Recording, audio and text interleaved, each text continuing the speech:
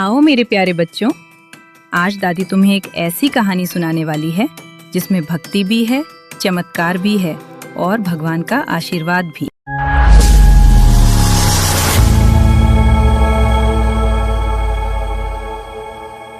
बहुत समय पहले की बात है। एक घना हरा भरा जंगल था। उस जंगल में ऊंचे ऊंचे पेड़, रंग बिरंगे फूल, मीठे मीठे फल और कलकल करती छोटी छोटी नदियां बहती थी। हर तरफ चिड़ियों की चहचहाहट सुनाई देती थी। ऐसा लगता था मानो पूरा जंगल गाना गा रहा हो। उसी जंगल में एक बहुत बड़ा बरगद का पेड़ था। उस पेड़ पर चिड़ियों का एक सुंदर झुंड रहता था। सभी चिड़ियां बहुत खुश थीं और मिलजुल कर रहती थीं। उन चिड़ियों में सबसे छोटी, सबसे प्यारी और सबसे तेज उड़ने वाली चिड़िया थी बुलबुल। बुलबुल बहुत नन्ही थी, लेकिन उसका दिल बहुत बड़ा था।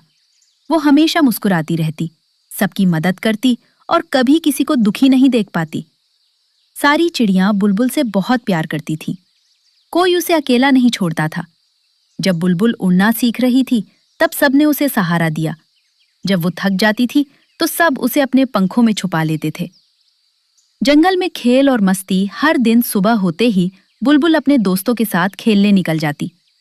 कभी वे फूलों पर बैठते, कभी नदी के पास उड़ते, कभी पेड़ों की डालियों पर झूला झूलते। बुलबुल सबसे आगे उड़ती और सब उससे कहते, अरे वाह बुलबुल, तुम तो बिजली से भी तेज हो। बुलबुल हंसकर कहती, नहीं नहीं, मैं तो बस कोशिश करती हूँ। वो कभी घमंड नहीं करती थी। एक दिन जब सब चिड़िया खेल रही थी, तभी बुलबुल की नजर पेड़ की एक ऊंची डाल पर पड़ी। वहां कुछ चमक रहा था। धूप की किरणें उस पर पड़ते ही आंखें चकाचौंध हो गईं।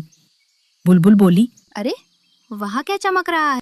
वो फुर्र से उड़कर ऊपर गई और उसने देखा मोतियों का एक बहुत सुंदर हार। हार इतना चमकदार था कि लगता था जैसे चांद के टुकड़े जड़े हों। बुलबुल की आंखें खुशी से चमक उठी।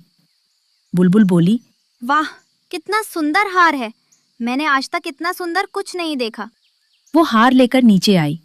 सभी चिड़िया हैरान रह गईं।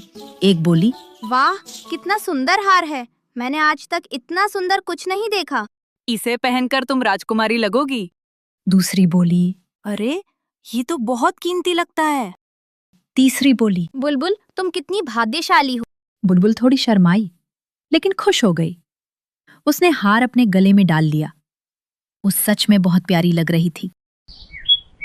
शुरू में सब ठीक था, लेकिन कुछ दिनों बाद बुलबुल बदलने लगी। अब वो खेलने से पहले आईने जैसे पानी में अपना हार देखने लगी। बार बार पंख संवारने लगी।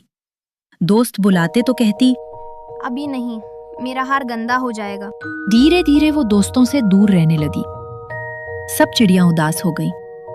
एक दिन कबूतर बोला, बुलबुल पहले कितनी खुश रहती थी, अब हमेशा अकेली रहती है। तोते ने कहा। उसे लगता है हार ही सब कुछ है। मैना बोली, हमें उससे बात करनी चाहिए। सब चिड़िया बुलबुल के पास गईं।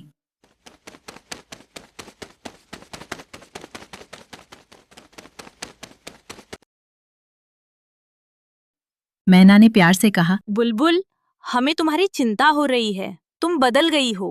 बुलबुल बोली, नहीं तो मैं तो बस हार संभाल रही हूँ।